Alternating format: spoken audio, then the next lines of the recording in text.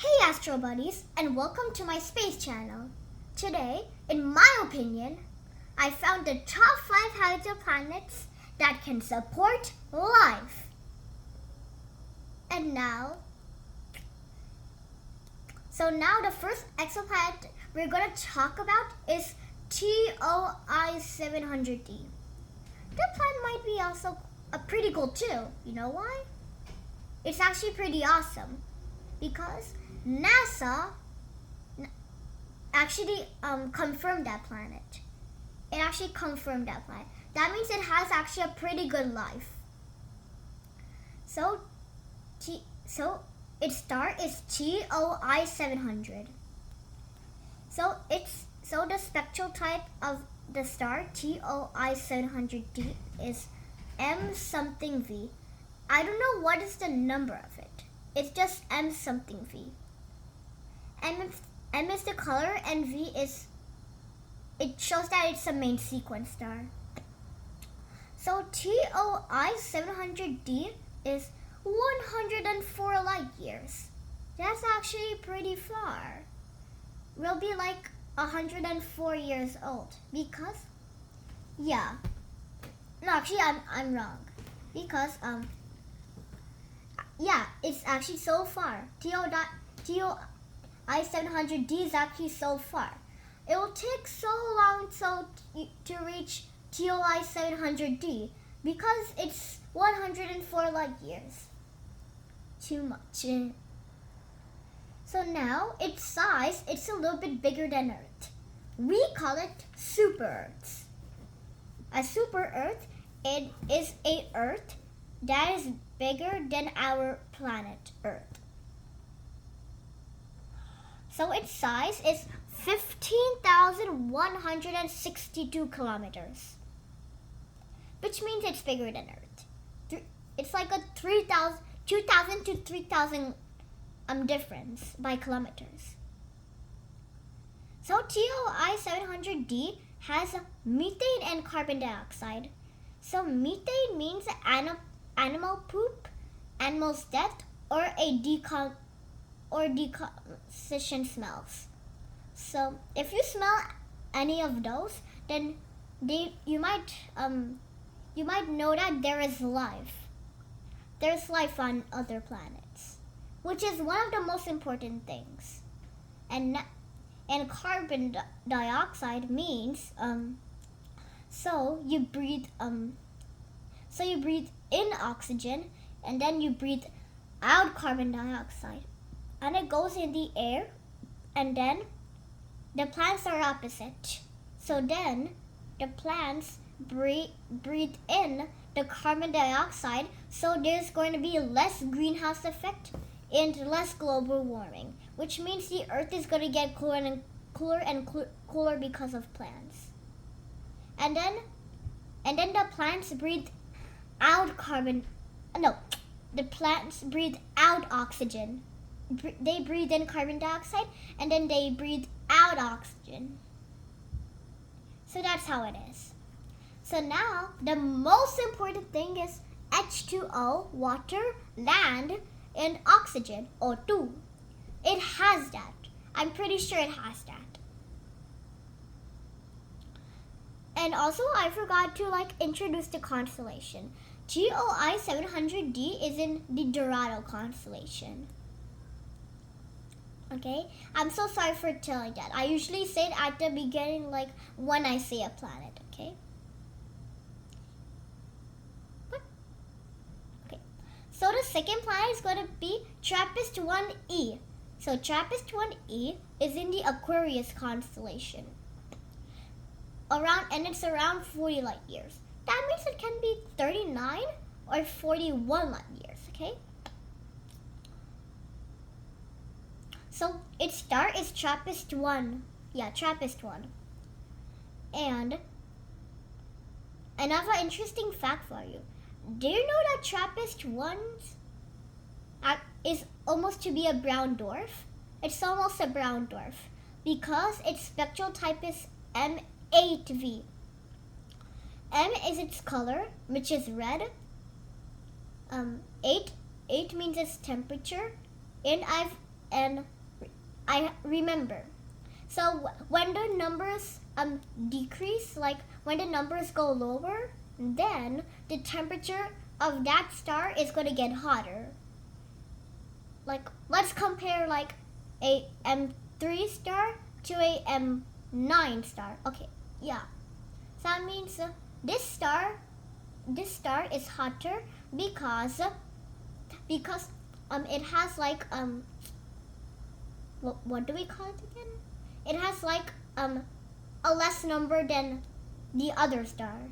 So that means that star is hotter than that star. So that means 8 means like it's completely low. It's like almost to be a brown dwarf because M-dwarf stars are so cool. It's actually so cool. Yeah. Like I mean not like the cool yeah, you're so cool. I mean like the temperature is pretty cool. It's low. It's pretty cold, I mean.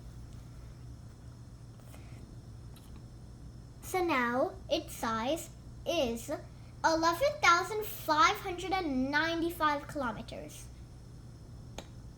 What? Did I say the size, Papa? I already said it.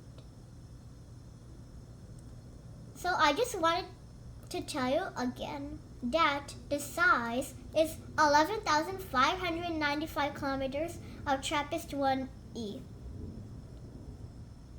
So I'm sorry to say that the bad news is we don't have any idea that if TRAPPIST-1e has methane or carbon dioxide. No, actually yes, it has carbon dioxide, but no methane. I don't have any idea if it has methane or not.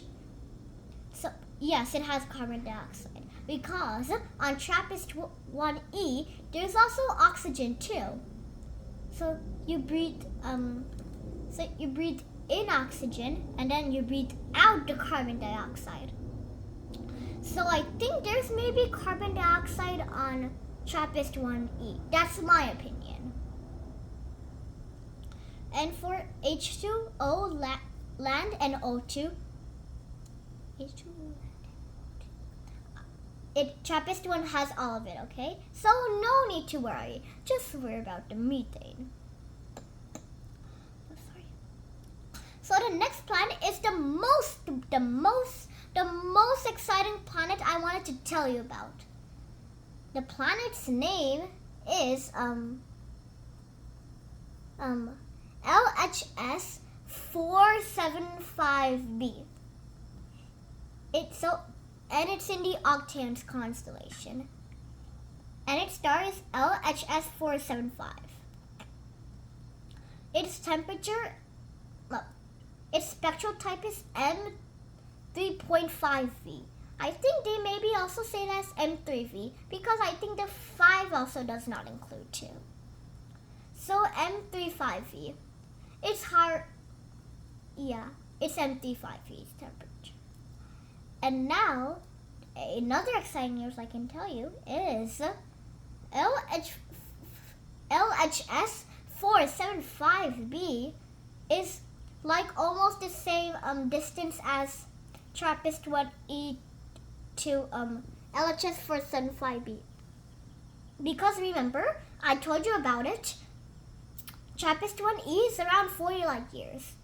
LHS 475b is like that too. It's 40.7. That means it's around 40 light years. So now LHS 475b, its size is also pretty exciting too. Its size is 12,629 kilometers. That is close to Earth's 12,756 kilometers. That is like a 100 kilometer difference. Earth is bigger than LHS 475b. So it is a terrestrial planet because a terrestrial planet's meaning is that a terrestrial planet should be smaller than Earth. And it's smaller than Earth, yeah. So that planet has CH4 and CO2.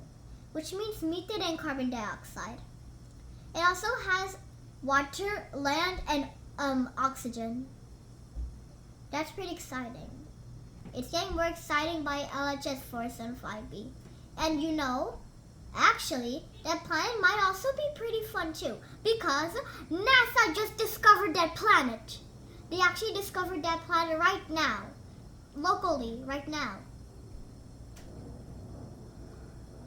That might be another planet. That might be another step to find a habitable planet. That might be one. So now, the next planet is Gliese 581g. So it is in the constellation of Libra, 20.4 light years away. Its star is Gliese 581.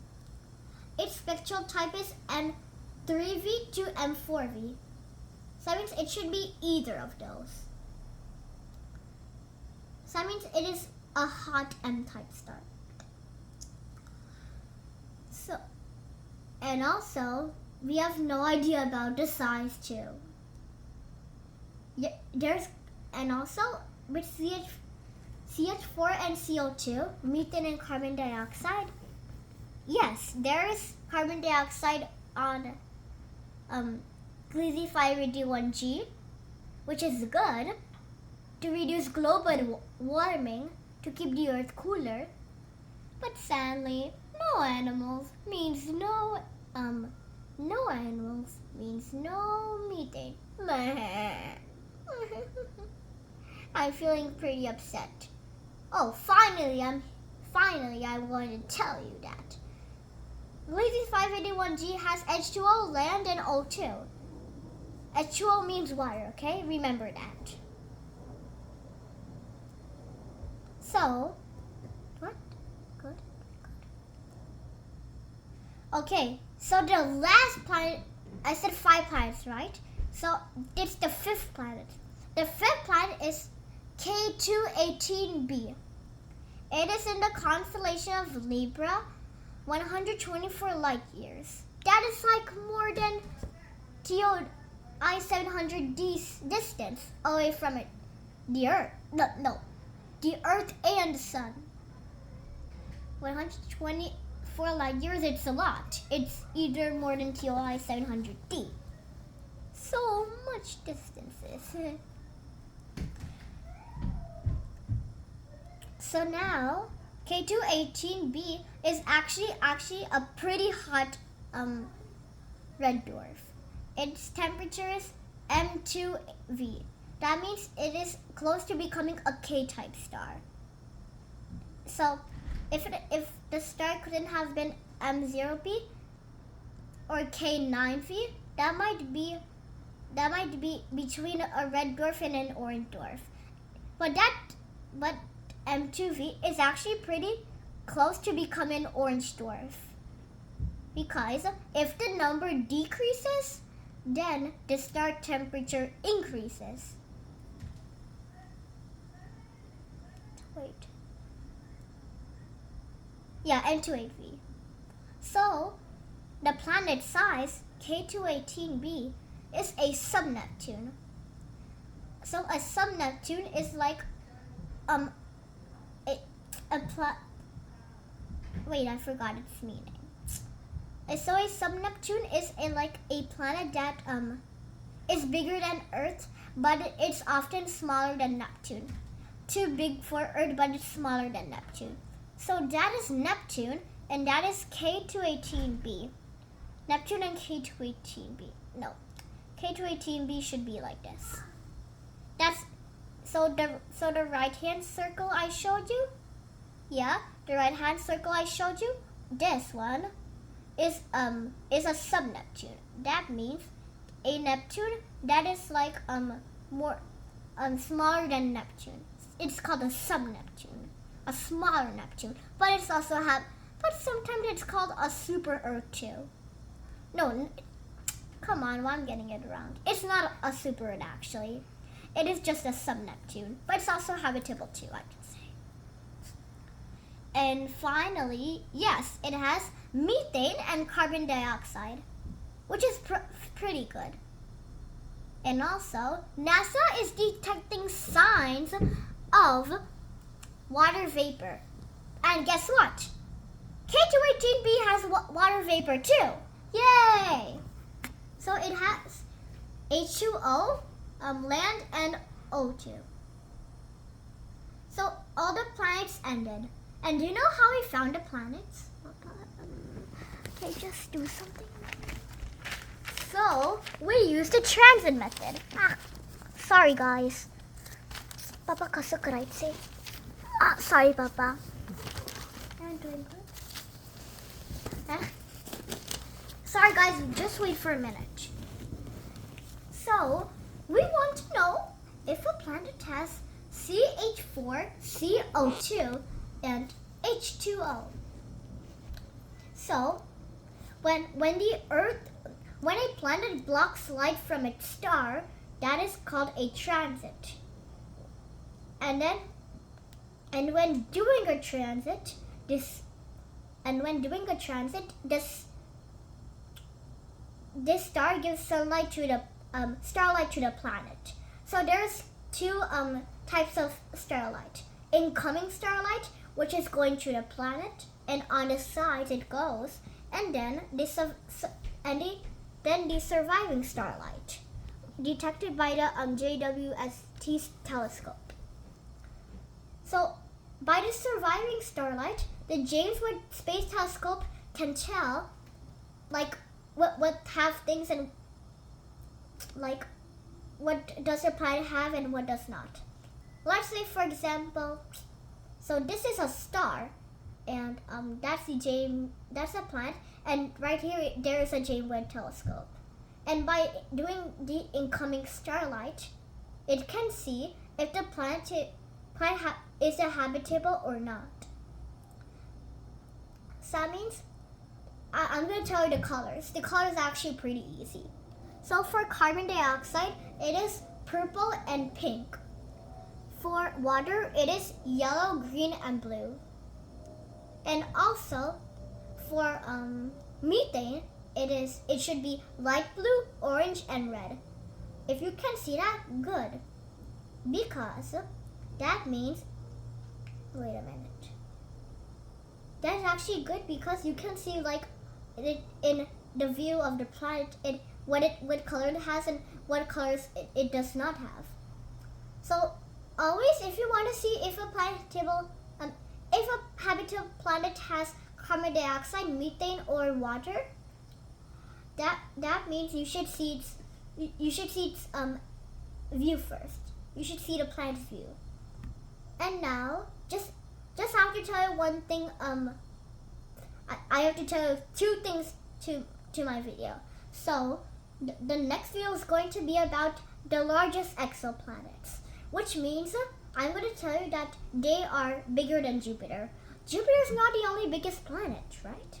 It's not the biggest planet. There's actually other bigger planets than Jupiter. Yeah. And and please subscribe my channel. I would like if you subscribe my channel because my channel gives you a lot of information. I hope so, okay? And bye-bye! See you next time!